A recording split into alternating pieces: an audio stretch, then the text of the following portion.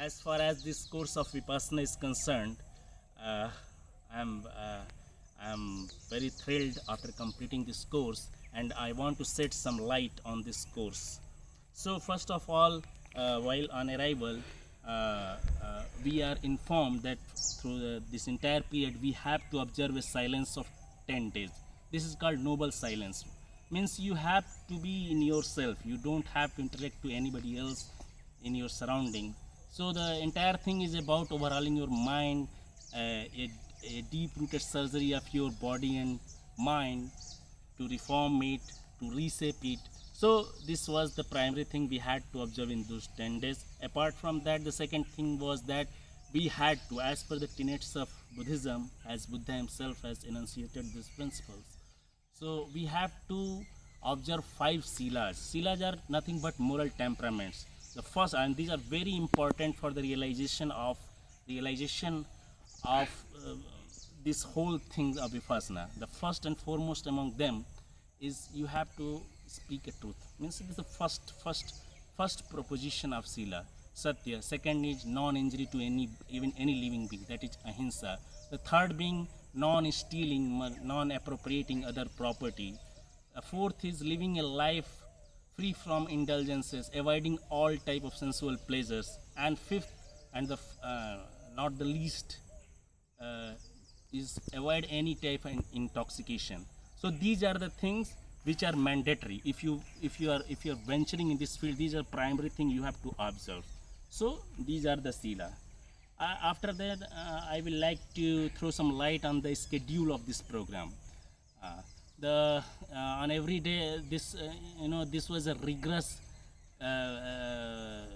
program containing a schedule of around 17 hours per day of meditation, with a here and there breaks of 5 minutes and so, and for 1 hour for lunch, a few minutes for snacks. So every day we had to wake up at 4 a.m. The bell rings, and even Dhamma server comes to your room and with bells, and you, after getting prepared, you have to reach Dhamma hall, and there was session from 4:30 to 6:30. Thereafter there was breakfast. Again from 8 to 9, and then 9 to 11 there were intensive meditation sessions. And after that again there was lunch from 11 to 11:45. Then from 1 to 5 continuously, with a break after 1.5 or 5 minutes. And then again on 5 we had some snack, and thereafter from 6 to 9:30. This was continuous, around 16-17 hours you are busy. So this was done, this program has been designed deliberately that you are forced to live like a bhikshu. That is the primary requirement of this course, that कि आपको एक सन्यासी का जीवन जीना होता है. वो एक पहली मतलब ज़रूरत है इस कोर्स की. इसके बाद मैं इसके आगे आता हूँ कि प्रक्रियाएं क्या क्या हम लोगों ने सीखी. प्रक्रियाओं की बात अगर हम करें तो इसमें सबसे पहले होता है कि इसका लक्ष्य क्या है. लक्ष्य ये है कि जो बुद्ध ने कहा कि हम अपने दुखों को दूर करना है, जो कॉन्फ्लिक्ट है सोसाइटी में, we have to eradicate. His first proposition was that yes, there are sufferings in the world, and my dhamma is nothing but a way to eradicate the sufferings from the world. So for this he devised a whole new way. This was a revolution in the religious community, which was marred by the discussions on soul, paramatma, hell, heaven, and all those useless things which are extremely non-relevant to the life of human beings. So many theories were there, but nothing was relating to the miseries of human beings. So in this connection, this technique was devised. So first for first 3 days, first 3 days, we learn Anapan Kriya. Anapan is nothing but you watch very carefully your incoming and outgoing breaths.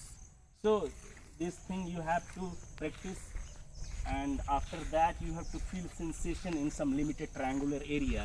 Means after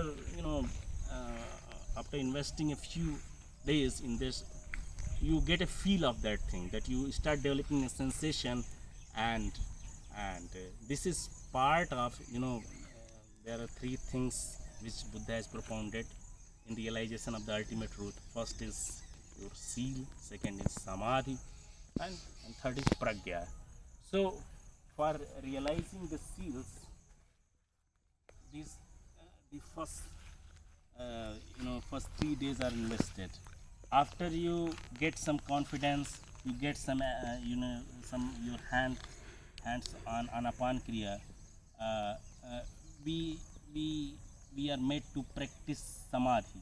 Samadhi means nothing but concentration, but samadhi in other faiths or other philosophy and samadhi of Buddha is different. Buddha talks of samyak samadhi. Samyak samadhi means your concentration with with being involve in Kusal karmas. अगर आपकी समाधि सम्यक नहीं होगी तो एक शिकारी भी शिकार करता है, वो समाधि करता है और इसको मार देता है. एक समाधि सम्यक समाधि होनी चाहिए. ये दूसरी प्रैक्टिस होती है. सम्यक समाधि में क्या करते हैं हम लोग कि हम अपनी पूरी बॉडी को स्कैन करते हैं अपने मन की आंखों द्वारा, अपनी अवेयरनेस के द्वारा.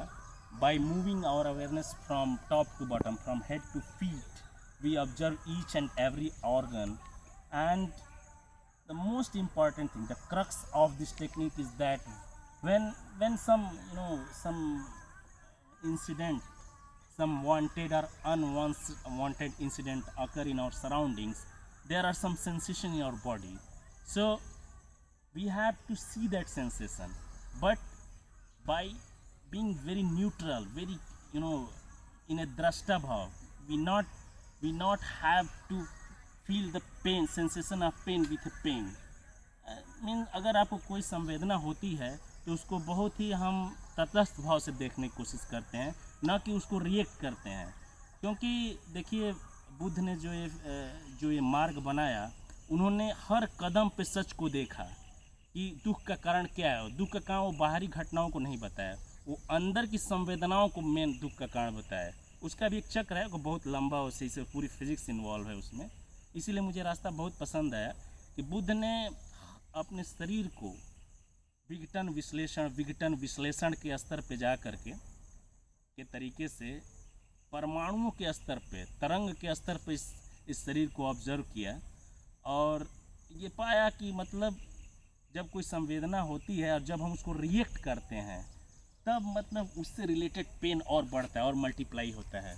तो इसका भी एक साइंस है. मैं ब्रीफ में ये बताता हूँ कि इस प्रक्रिया के अंदर ये बताया जाता है कि you have to very neutral towards those sensation, and he has given reason for that. Why to be neutral? Because the crux of this theory is the theory of impermanence और अनित्यवाद. Every time you have to keep in mind, you have to bear in the back of your mind that every change occurring anywhere inside the body is non-permanent. It's very transient. Every time bundle of molecules are being created and being destroyed, again created, destroyed, means form is extremely changing. When the form is very much changing, then you are not supposed to develop any rag or dvesh, means you have not to develop any craving or aversion for the things. You have to observe them only, and by looking it in such an objective way, you have to be in a position of equanimity. Equanimity को हिंदी में समता कहते हैं. कि इस तरह से हम चीज़ों को देखते हुए समता में रहेंगे तो फिर जो डीप रूटेड इम्प्यूरिटीज़ हैं, विकार हैं, वो फिर सरफेस पे आते हैं और डिजॉल्व होते हैं. That is the crux of this this vipassana practice. So I must say in the end, because this video is getting too lengthy, that yes, I came here in quest of that mathematical equation or that formula of physics which governs the transformation of the very restless, very anxious Siddhartha Gautam to Gautam Buddha, the enlightened one. And I can conclusively say that I have taken the baby step, the very first step towards the realization of the truth. That is nothing but knowing about the universal law of nature. One among the so many laws is that when you act, when you behave in consonance with the laws of nature, you are rewarded or you skip any kind of penal action. But as soon as you work in opposition to, in antagonism to those principles, you are immediately penalized. So these are the things in brief. And to realize this thing, there is there are three paths propounded by Gautam Buddha. First was path of you know you, you know purity, path of righteousness, path of virtue. So these are very, if I will go in detail, I will make another video. Thank you for watching. Thank you very much.